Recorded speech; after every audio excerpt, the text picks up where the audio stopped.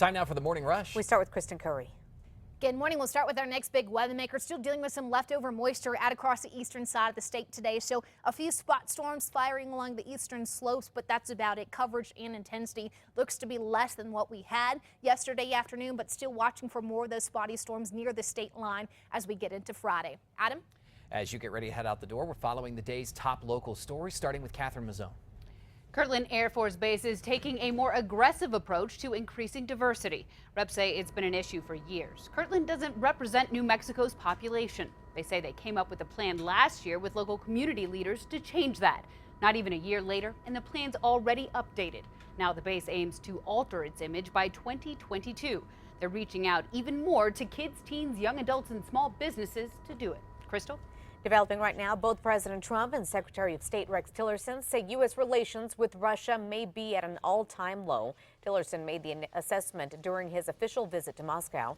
However, after meeting with President Vladimir Putin on Wednesday, Russia decided to veto a UN resolution that would have condemned Syria's deadly use of chemical weapons on its own people. That veto also halted an international investigation on the ground in Syria. And happening today, attorneys for the passenger dragged off an overbooked United Airlines flight are set to speak to reporters along with one of Dr. David Dow's relatives.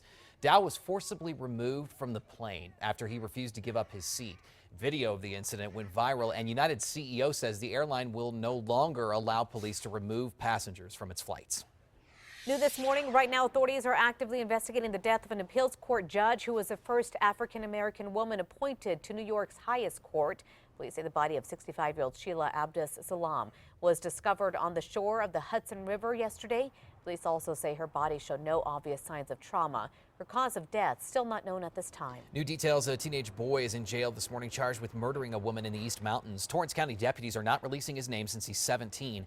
Deputies say he is one of two teens who broke into a home near Highway 217 and Gonzales Road last week and killed that woman in her 50s who was home alone.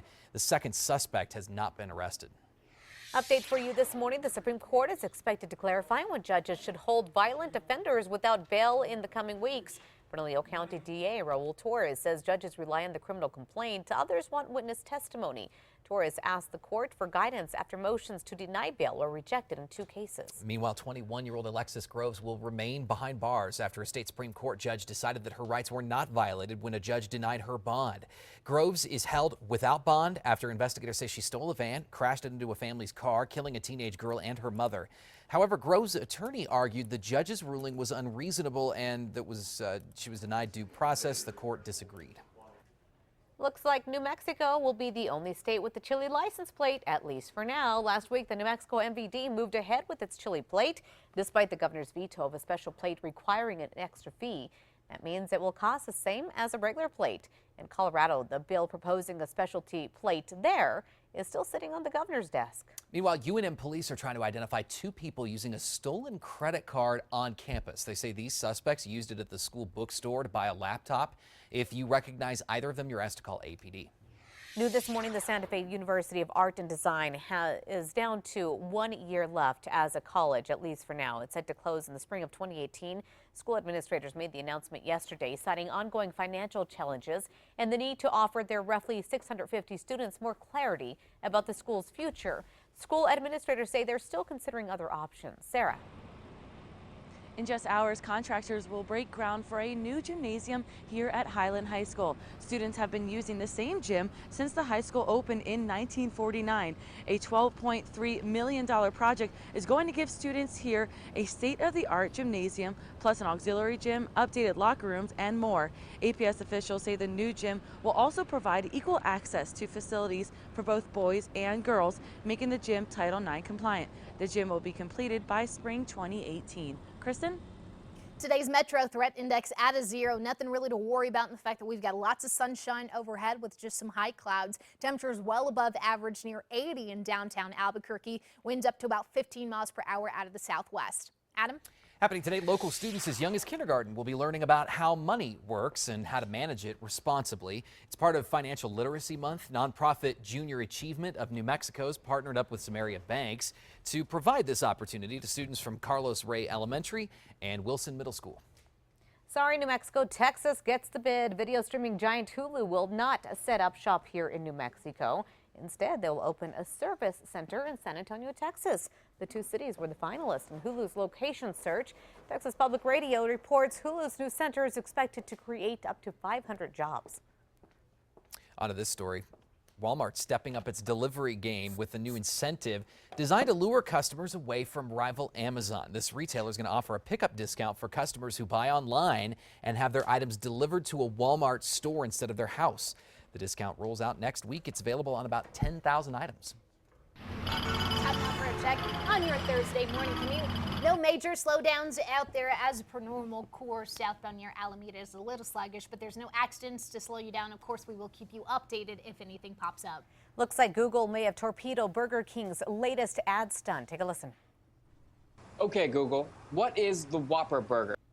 Yeah, the hamburger chain's 15-second spot was designed to trigger smart speakers into reciting Wikipedia's definition of a Whopper, which had been altered to an ad for the burger chain. It worked, but only briefly. Now, if that question is asked, it gives the original description of a Whopper, which is not as enticing. Okay. All right, get your Scrabble tiles out. It's National Scrabble Day. The game was developed during the Great Depression, and according to Hasbro, today the word game can be found in 3 out of 5 American homes. In 2004, the game was inducted into the Toy Hall of Fame, and get this, the annual National Scrabble Championship is even aired on ESPN. Oh, wow. That's cool. That I is like playing cool. the phone version of Scrabble. You guys ever done that? No, you can't cheat then. I'm not that great with words. I'd rather make up my own words, Adam. Stop There it. you go. Yeah. Time now for the 5 facts. Number 5 this morning, a little friendly competition between 2 local brewers will soon be featured on national TV. The all-new TV show Beerland travels the country searching for the top home brewers and looking at beer's role in shaping culture. This month, the show will feature 2 Santa Fe brewers, Cale Chappelle from the Lazy Mule Saloon against brewer Andy Lane. For details on this episode, go to our website, KRQE.com. On to number 4 now. This morning, another business along Central says ART Construction may force it to close soon. As a last resort, the Octopus and the Fox Boutique is now launching a unique campaign online to get their shop and other businesses exposure. It's dubbed Shop Like You Give a Bleep. The more you donate, the more ART survival gear you get, and they hope that will help people remember to go shop locally. At number 3, warmer temperatures here in the metro area, close to 80 in downtown Albuquerque. Sunshine overhead, winds out of the southwest 10 to 15. Looking at a few more spot thunderstorms out over eastern New Mexico. At number 2, as we wait the governor to call a special session to address the state budget, the legislature could beat her to the punch and call a session themselves. In March, Governor Martinez slammed Democrats, and she rejected a plan that they placed on her desk because she doesn't want tax hikes. But the legislature could actually call an extraordinary session. That means a 3/5 majority in each chamber calls the legislature itself back in order to draft a budget. On to number 1 now. This morning, defense attorneys for the former Santa Fe County deputy charged in the murder is after trying to get, they're trying to get the entire case dropped before trial. In 2014, Tai Chan shot and killed fellow deputy Jeremy Martin at a Las Cruces hotel. Chan claims it was self-defense. The prosecutors say it's criminal. Now Chan's attorney says the state withheld evidence, claiming an expert found a secret file on Martin's cell phone with sexually suggestive texts and pictures. The defense is suggesting those who received the text could have information about that night. Martin's brother tells News 13 the claims are shameful, and he's claiming they're also ludicrous.